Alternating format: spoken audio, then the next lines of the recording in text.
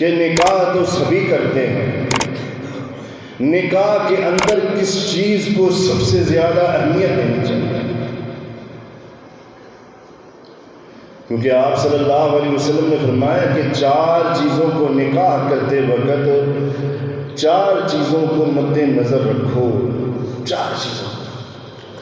کیونکہ اللہ رب العزت نے قرآن پاک میں فرمایا الزانیۃ والزانی لا ينکحها الا زانیۃ او مشرکا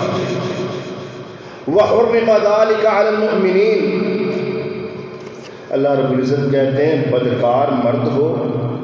یا بدکار عورت ہو وہ آپس میں ہی نکاح کر لیں گے،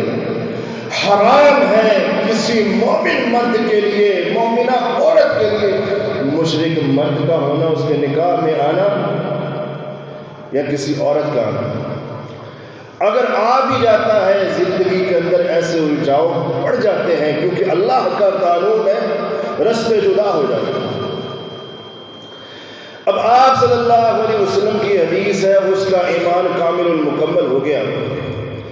اور یہ بات گوش گزار کر رہا تھا کہ سب سے پہلے کن 4 چیزوں کو مد نظر رکھنا چاہیے نکاح کرتے ہیں۔